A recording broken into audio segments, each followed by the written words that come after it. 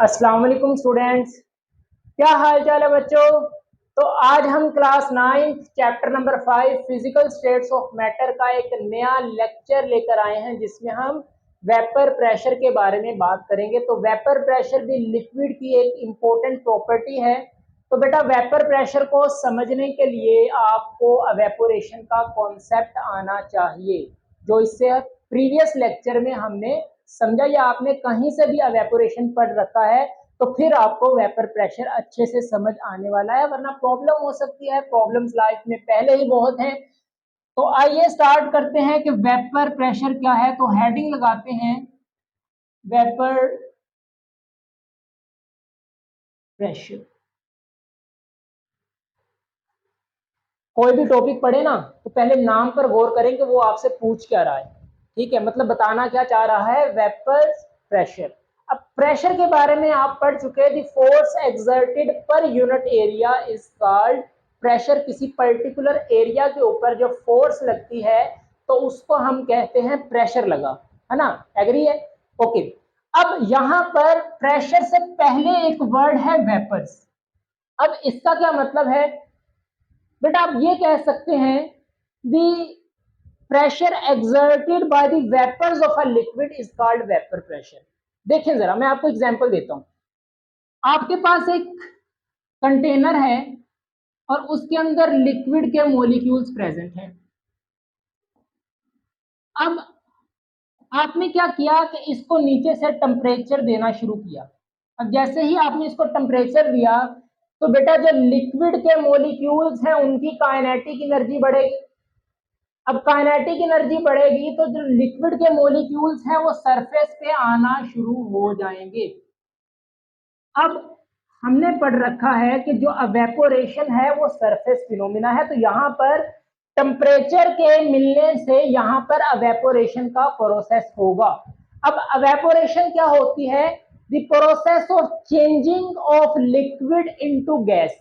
बेटा लिक्विड का गैस में कन्वर्ट हो जाना, उस प्रोसेस को हम क्या कहते हैं? एवेपोरेशन हो गई। अब जब आपके पास लिक्विड के मॉलिक्यूल्स गैस में कन्वर्ट होंगे तो बेटा ये जो आपके पास गैस में कन्वर्ट हुए मॉलिक्यूल्स हैं इसको हम बोलते हैं वेपर्स। याद रखेंगे, ठीक है। मतलब ये लिक्विड्स के क्या बने? वेपर्स बने। लेकिन यहां पर ना एक चीज समझना बहुत इंपॉर्टेंट है। देखिए आपने क्या किया कि लिक्विड रखा, उसको हीट किया, लिक्विड के मॉलिक्यूल्स गैस में कन्वर्ट हुए, एवेपोरेशन का प्रोसेस हुआ। तो क्या सर यहां पर वेपर प्रेशर होल्ड होगा? मतलब यहां पर जो ये वेपर्स बने इनका कहीं प्रेशर लगेगा? तो इसका आंसर है नो। उसकी वजह देखिए बेटा, जैसे ही आपने इस लिक्विड को हीट अप किया वेपोरेशन का प्रोसेस होगा, लेकिन ये जो वेपर्स बने ये तो आपके पास एटमॉस्फेयर में जा रहे हैं, ये तो एयर के साथ मिक्सअप हो रहे हैं और क्या करेंगे? इन्वायरमेंट में चले जाएंगे। तो किसी किस्म का वहां पर वेपर्स का प्रेशर नहीं लगेगा। तो एक चीज हमें समझ आई कि जब आप वेपर प्रेशर को स्टडी करना चाहें तो आपके पास जो कंटेनर है वो ओपन नहीं होना चाहिए। वेपर प्रेशर को स्टडी करने के लिए सबसे इंपॉर्टेंट कंडीशन यही है कि आपके पास कंटेनर क्लोज होना चाहिए। कंटेनर ओपन होगा तो वेपर्स आपके पास एटमॉस्फेयर में चले जाएंगे, कोई प्रेशर नहीं लगेगा, तो वेपर प्रेशर भी स्टडी नहीं कर सकते। तो यहां पर जो कंडीशन है that is the close container. आपको कंटेनर क्लोज रखना है। अब क्या होगा कि देखिए, अब जितने भी लिक्विड के मॉलिक्यूल्स गैस में कन्वर्ट होंगे, मतलब वेपर्स बनेंगे, उनको बाहर निकलने का रास्ता नहीं मिलेगा।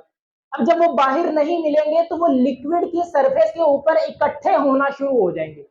अब जब वो लिक्विड की सरफेस के ऊपर इकट्ठे होंगे ना तो वो एक दूसरे के साथ हिट करेंगे और वो लिक्विड के साथ यहां पर प्रेशर एक्सर्ट करेंगे, मतलब किसी एरिया पर वो फोर्स लगाएंगे जिसको हम क्या कहेंगे?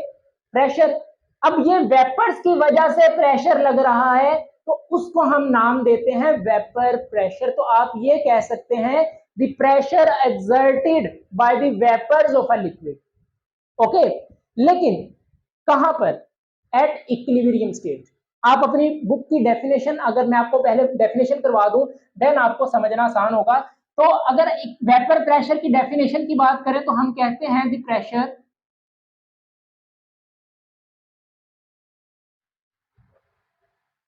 exerted by the vapors of a liquid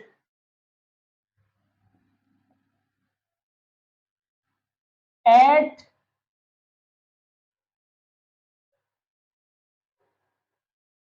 equilibrium state to the liquid के साथ at particular temperature, किसी खास टेम्परेचर पर, is called vapour pressure. Okay, अब यहां पर ये समझना इंपॉर्टेंट है कि बेटा इक्विलिब्रियम स्टेट क्या होती है। ओके, तो इक्विलिब्रियम स्टेट आपके पास ये है when the rate of evaporation is equal to the rate of condensation। देखें, इक्विलिब्रियम स्टेट का क्या मतलब है, the rate of evaporation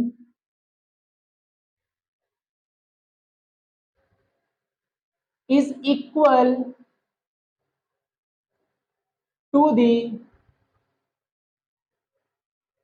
rate of condensation. आपको मैंने बताया था कि जो अवेपोरेशन है बेटा वो कंडेंसेशन का इनवर्स होता है। अगर आपने प्रीवियस लेक्चर मुझसे ले रखा है तो आपको ये बात समझ आ गई होगी कि अवेपोरेशन और कंडेंसेशन ये एक दूसरे के इनवर्स होते हैं। मतलब कि लिक्विड का गैस में कन्वर्ट होना इसको बोलते हैं अवेपोरेशन, और गैस के मॉलिक्यूल्स का दोबारा लिक्विड में कन्वर्ट हो जाना इस प्रोसेस को हम बोलते हैं कंडेंसेशन। तो बेटा सुनो, जब आपके पास रेट ऑफ अवेपोरेशन और रेट ऑफ कंडेंसेशन जब बराबर हो जाते हैं तो उस स्टेट को हम क्या बोलते हैं, इक्विलिब्रियम स्टेट का नाम देते हैं। ओके, मतलब कि अगर इसको हम शॉर्ट वर्डिंग में लिखना चाहें तो लिक्विड का गैस में जाना और गैस को दोबारा लिक्विड में आ जाना, इसको हम बोलते हैं एवेपोरेशन, इसको हम बोलते हैं कंडेंसेशन। क्लियर है? जब ये दोनों प्रोसेस बराबर हो जाएं तो उस स्टेट को हम इक्विलिब्रियम का नाम देते हैं। सही है? इसका मतलब क्या है, इस पर थोड़ी सी और बात करके फिर आगे चलें। देखें, अब इक्विलिब्रियम और एवेपोरेशन और कंडेंसेशन का बराबर होने का क्या मतलब है। देखिए बेटा, स्टार्टिंग पर ना होगा क्या कि जैसे लिक्विड को आपने हीट अप किया तो ये लिक्विड के मॉलिक्यूल्स वेपर में कन्वर्ट होंगे। मतलब कि स्टार्टिंग पर इनिशियली जैसे ही आपने ये रिएक्शन स्टार्ट करवाया तो आपके पास रेट ऑफ एवेपोरेशन ज्यादा होगा। ओके, रेट ऑफ एवेपोरेशन बहुत ज्यादा होगा, ज्यादा से ज्यादा वेपर्स बनेंगे। लेकिन with the passage of time जैसे जैसे यहां पर वेपर्स इकट्ठे होना शुरू होंगे तो वो आपस में मिलकर दोबारा लिक्विड में आना स्टार्ट हो जाएंगे। मतलब कि आपके पास जो कंडेंसेशन प्रोसेस है वो भी स्टार्ट होना शुरू हो जाएगा और एक ऐसी स्टेज आएगी, एक ऐसी स्टेज आती है जहां पर जितने लिक्विड के मॉलिक्यूल्स गैस में कन्वर्ट हो रहे होते हैं उतने ही गैस के मॉलिक्यूल दोबारा लिक्विड बन रहे होते हैं। उस स्टेज को हम जो है वो इक्विलिब्रियम स्टेट का नाम देते हैं। ओके, तो सिंपल वर्ड्स में आप ये कह सकते हैं कि जितने लिक्विड के मॉलिक्यूल गैस में कन्वर्ट हो रहे हैं उतने ही गैस के मॉलिक्यूल लिक्विड में कन्वर्ट हो रहे हैं। उस इक्विलिब्रियम स्टेट के ऊपर जो प्रेशर लगेगा वेपर्स का उसको हम कहते हैं वेपर प्रेशर। होप सो आपको समझ आया। और इस इक्विलिब्रियम को बेटा हम पर्टिकुलर नाम देते हैं, that is called dynamic equilibrium. Dynamic equilibrium. अब ये डायनामिक इक्विलिब्रियम क्या होता है, ये भी तो क्वेश्चन है ना कि सर डायनामिक क्या मतलब है। अब इक्विलिब्रियम भी ना दो तरह के होते हैं केमिस्ट्री में, एक होता है स्टैटिक इक्विलिब्रियम, एक होता है डायनामिक इक्विलिब्रियम। ओके, अब स्टैटिक और डायनामिक, ये आप 10th क्लास में जब फर्स्ट चैप्टर होगा आपका, चैप्टर नंबर 10 पहला ही चैप्टर होगा 10th क्लास में, वहां पर आप जो इक्विलिब्रियम बहुत इन डिटेल से पढ़ने वाले हैं। लेकिन अब टॉपिक में आ गया है डायनामिक इक्विलिब्रियम, तो इसको समझें बेटा। डायनामिक इक्विलिब्रियम, इसमें रिएक्शन स्टॉप नहीं होता। इक्विलिब्रियम आ जाता है लेकिन यहां पर रिएक्शन स्टॉप नहीं होता। दूसरी वर्डिंग में आप ये कह सकते हैं कि रिएक्शन हो रहा होता है लेकिन रिएक्शन में नो लॉस नो गेन, आपको ना कुछ मिल रहा होता है ना कुछ लॉस हो रहा होता है। इसकी मैं आपको एग्जांपल देकर चलता हूं। सर अभी हमें डायनामिक इक्विलिब्रियम समझ नहीं आया। आप क्या करें बेटा, एक बीकर लें और बीकर अभी आपके पास खाली है, उसमें कुछ नहीं है। आप ऊपर से वाटर को ऐड करना शुरू करें, मतलब पानी उसमें डालें, तो आहिस्ता आहिस्ता क्या होगा कि वाटर इसमें जमा होना शुरू हो जाएगा। आपका पर्पस क्या है कि यहां पर वाटर को जमा करना। तो देखो आपका जो पर्पस है वो आपको मिल रहा है, दैट इज वाटर। आपको पानी इसमें डालना है, वो आप डाल रहे हैं, वेरी गुड। अब आप क्या करें कि बेटा नीचे से ना एक सुराख कर दें, ये ले। अब देखिए सुराख सिर्फ आपने उतना करना है, ये होल सिर्फ इतना होना चाहिए कि जितना पानी आप ऊपर से डाल रहे हैं उतना ही पानी नीचे से निकाल भी रहे हैं। ओके, मतलब जितनी वाटर की क्वांटिटी आप ऊपर से डाल रहे हैं उतनी ही वाटर की क्वांटिटी आप नीचे से निकाल भी रहे हैं। तो होगा क्या कि यहां पर अब नो लॉस नो गेन, जितना पानी आप डाल रहे हैं उतना ही पानी आप निकाल रहे हैं। तो क्या यहां पर कुछ वाटर ऐड होगा? नहीं, आप पानी डाल रहे हैं। इंपॉर्टेंट ये है, आपने पानी डालना बंद नहीं किया लेकिन दूसरी साइड पर उसको निकाल भी तो रहे हैं। रिएक्शन हो रहा है लेकिन यहां पर इक्विलिब्रियम आ गया, इक्वल हो गया। जितना पानी डाल रहे हैं उतना ही पानी निकाल रहे हैं। इस इक्विलिब्रियम को हम नाम देते होते हैं डायनामिक इक्विलिब्रियम। अब जरा इस चीज को यहां पर कंपेयर करें, क्या यहां पर लिक्विड गैस में कन्वर्ट होना बंद हो गए? नहीं, वो तो पर्टिकुलर उसको हीट मिल रही है। लिक्विड तो गैस में जा रहे हैं लेकिन गैस दोबारा लिक्विड में आ रही है। तो देखें जितना लिक्विड गैस में जा रहा है उतना ही गैस लिक्विड में भी आ रहा है। तो रिएक्शन स्टॉप नहीं हो रहा, बट आपको एक इक्विलिब्रियम मिल रहा है जिसमें रिएक्शन स्टॉप नहीं हो रहा। जितना लिक्विड गैस में उतना ही गैस दोबारा लिक्विड में। इस पर्टिकुलर इक्विलिब्रियम को हम कहते हैं डायनामिक इक्विलिब्रियम आ गया। ओके, तो इस तरह करके इक्विलिब्रियम स्टेट के ऊपर जो वेपर्स ऑफ लिक्विड एक दूसरे के ऊपर प्रेशर लगाएंगे, उस प्रेशर को हम क्या कहते हैं? Vapour pressure. और याद रखना है कि वेपर प्रेशर क्लोज कंटेनर में ही स्टडी किया जा सकता है, ओपन कंटेनर में वो वेपर्स एस्केप कर जाएंगे। इसकी एक एप्लीकेशन की अगर बात करूं तो प्रेशर कुकर। आप घरों में अगर चिकन बनाए ना तो आप काम करें कि, वैसे लड़कियों को तो ये बहुत एक्सपीरियंस होगा, जो मेरी स्टूडेंट्स देख रही है मुझे, आपको तो बड़ा एक्सपीरियंस होगा। बॉयज भी ये कर सकते हैं कि जब आपके घर में चिकन बने ना तो उसमें क्या करिए, दाल बने, अक्सर हम दाल भी बना लेते हैं, चिकन बनाते हैं। तो आप क्या करें कि जब आपके पास चिकन बन रहा हो हम उस प्रेशर कुकर को ना बंद कर देते हैं। और एक चीज मानना ये भी होता है कि प्रेशर कुकर में चिकन जल्दी बन जाता है, ठीक है, दाल जल्दी बन जाती है। उसकी वजह क्या है? वहां पर यही प्रिंसिपल अप्लाई हो रहा होता है। देखें आप उस प्रेशर कुकर के ढक्कन को बहुत टाइटली बंद कर देते हैं। अब 10-15 मिनट के बाद जब आप उसके ढक्कन को ओपन करेंगे ना, उसके कैप को ओपन करेंगे, तो आप उसको जरा इन्वर्स करके देखें। प्रेशर कुकर की जो ढक्कन के ऊपर बहुत ज्यादा लिक्विड के ड्रॉप्स होते हैं और वो दोबारा गिर रहे होते हैं, किसमें? उस सालन में गिर रहे होते हैं। उसकी वजह क्या है? लेकिन जितना आपके पास पानी उसके अंदर होता है ना, वो स्टीम में कन्वर्ट हो रहा होता है। अब स्टीम जो है वो प्रेशर कुकर उसको क्लोज होता है, उसको बाहर निकलने का रास्ता नहीं मिलता। अब उस हंडिया के ऊपर जो है वो बिल्कुल इकट्ठे होना शुरू हो जाते हैं, उसको बाहर निकलने का रास्ता नहीं मिलता, तो वो दोबारा लिक्विड बनकर अंदर गिरना शुरू हो जाता है। तो वहां पर भी यही इक्विलिब्रियम स्टेट आ जाती है कि आपके पास जितने लिक्विड गैस में कन्वर्ट हो रही होती है उतना ही वो स्टीम जो है दोबारा वो लिक्विड का ड्रॉप्स बन के आपके सालन में गिर रहे होते हैं। तो वहां पर जो प्रेशर लगता है, उस प्रेशर की वजह से आपका सालन जल्दी बन जाता है, तो वहां पर भी केमिस्ट्री काम आती है ना। दूसरी एग्जांपल आप बहुत सिंपल ये ले सकते हैं कि आपने घर में चाय बनाई, चाय बनाने के बाद आपने क्या किया, उसके ऊपर एक प्लेट दे दी, 5 मिनट के बाद देखिए प्लेट को उल्टा करके देखिए उसके ऊपर ड्रॉप्स बने होते हैं। ड्रॉप्स क्यों आते हैं? क्योंकि जब आपके पास चाय गर्म होती है, उसकी स्टीम जो है वो बाहर निकलने का उसका रास्ता नहीं मिलता, वो जो स्टीम के मॉलिक्यूल्स हैं वो इकट्ठे होते रहते हैं, तो फिर आपके पास कंडेंसेशन प्रोसेस भी स्टार्ट हो जाता है और वो आपके पास ड्रॉप्स बनकर दोबारा चाय में गिर रहे होते हैं। तो ये बहुत डेली लाइफ में आप अपनी एप्लीकेशंस देख सकते हैं वेपर प्रेशर की, तो आपकी डेली लाइफ में भी केमिस्ट्री का बहुत यूज है। ओके, अब केमिस्ट्री का कहां कहां पर यूज है, why chemistry is important by you chemist, आप यूट्यूब पर टाइप कर सकते हैं, आपको समझ आ जाएगी कि आपके पास केमिस्ट्री क्यों इंपॉर्टेंट है, कहां कहां पर इसकी एप्लीकेशंस हैं, आप वो लाजमी देखें। ओके, थोड़ा सा उसमें मैंने मजेदार सी बातें भी की हैं, तो आपको जरा इंटरेस्टिंग लगेगी वो वीडियो। ओके, तो इसकी एप्लीकेशन की बात करें तो प्रेशर कुकर जैसे मैंने आपको समझाया, तो इसकी एप्लीकेशन में आ सकती हैं।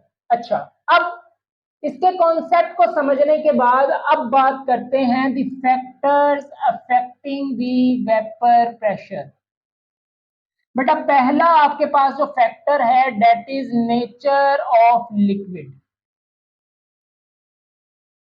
नेचर ऑफ लिक्विड मतलब कि आपका लिक्विड किस नेचर का है, इस पर वेपर प्रेशर डिपेंड करता है।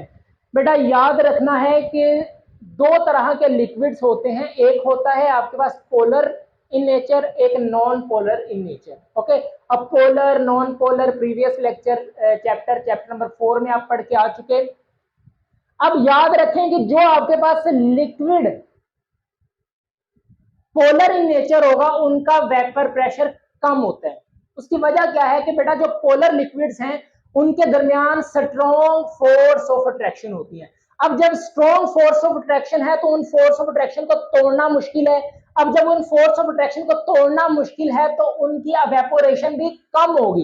अब जब अवेपोरेशन कम होगी तो उनके वेपर्स भी कम बनेंगे, वेपर्स कम बनेंगे तो वेपर का प्रेशर भी कम लगेगा। ओके, तो याद रखें कि जो पोलर लिक्विड्स होते हैं उनका वेपर प्रेशर कम होता है as compare to non polar liquids. Clear है? Very good. सेकंड फैक्टर की बात करें तो बेटा that is the size of molecule. Size of molecule, आपका वेपर प्रेशर मॉलिक्यूल के साइज पर भी डिपेंड करता है। जो स्मॉल साइज मॉलिक्यूल होगा वो जल्दी उसके वेपर प्रेशर ज्यादा बनते हैं as compare to bigger size molecule. देखें, स्मॉल साइज मॉलिक्यूल है तो वो जल्दी अवेपोरेट कर जाता है, सही है। अब जल्दी अवेपोरेट करेगा तो उसके वेपर्स के प्रेशर वेपर ज्यादा बनेंगे, वेपर ज्यादा बनेंगे तो उसका प्रेशर भी ज्यादा लगेगा एज कंपेयर टू अगर हम लार्ज या बिगर साइज मॉलिक्यूल की बात करें तो उनके वेपर्स भी कम बनते हैं, मतलब वेपोरेशन कम होगी तो वेपर्स कम बनेंगे, वेपर्स कम बनेंगे तो वेपर्स का प्रेशर भी कम लगेगा। तो याद रखेंगे कि जो स्मॉल साइज मॉलिक्यूल होते हैं उनका वेपर प्रेशर ज्यादा होता है और जो बिगर साइज मॉलिक्यूल हैं उनका वेपर प्रेशर भी कम होता है। आपकी बुक इसकी एग्जांपल देती है, जैसे C6H14, इसको बेटा बोलते हैं हेक्सेन,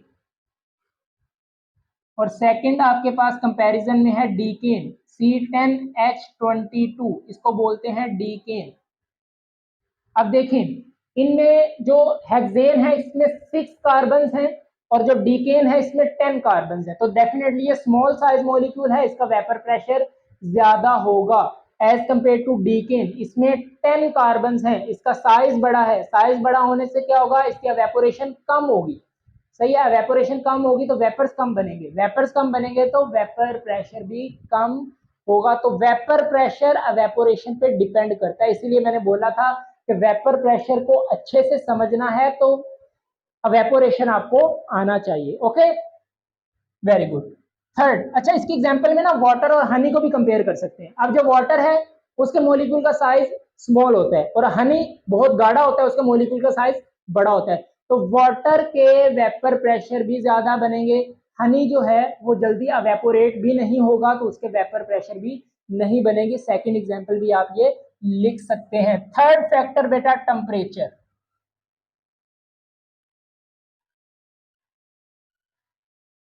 वेपर प्रेशर टेम्परेचर पर भी डिपेंड करता है। देखें जितना ज्यादा आप टेम्परेचर देंगे मोलिक्यूल्स की काइनेटिक एनर्जी उतनी ही ज्यादा होगी। जितनी ज्यादा मोलिक्यूल्स की काइनेटिक एनर्जी होगी वो उतना ही सरफेस पे आएंगे, और एवेपोरेशन सरफेस फिनोमिना है, तो वो जितना ज्यादा सरफेस पे आएंगे उतना ही सरफेस ऑफ लिक्विड को लीव करके वेपर्स बनेंगे। जितने ज्यादा वेपर्स बनेंगे उतना ही वेपर्स का प्रेशर भी लगेगा। मतलब कि vapour pressure is directly proportional to the temperature. जितना ज्यादा टेम्परेचर उतने ही ज्यादा वेपर्स के प्रेशर भी लगेंगे। ओके, और जितना कम टेम्परेचर होगा वेपर प्रेशर भी उतना ही कम होगा। ओके, तो होप सो आपको वेपर प्रेशर का कॉन्सेप्ट समझ आया। वेपर प्रेशर में जो इक्विलिब्रियम स्टेट है वो समझ आया, rate of evaporation rate of condensation कब इक्वल होता है। उसके बाद डायनामिक इक्विलिब्रियम का कॉन्सेप्ट था, दैट इज वेरी इंपॉर्टेंट। फिर हमने फैक्टर्स को डिस्कस किया। तो होप सो आपको ये कॉन्सेप्ट क्लियर हुआ होगा वेपर प्रेशर का। किसी भी किस्म का आपके माइंड में क्वेश्चन हो आप पूछ सकते हैं। तो आज के लिए इतना ही। नेक्स्ट आपके पास जो टॉपिक है आई थिंक बॉइलिंग पॉइंट है, तो बॉइलिंग पॉइंट को लेकर आएंगे। नमाज पढ़ते रहें, कुरान पाक की तिलावत करते रहें। मिलते हैं नेक्स्ट वीडियो में। All the very best. Allah Hafiz.